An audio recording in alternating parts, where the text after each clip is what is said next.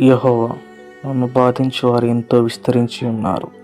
నా మీదికి లేచువారు అనేకులు.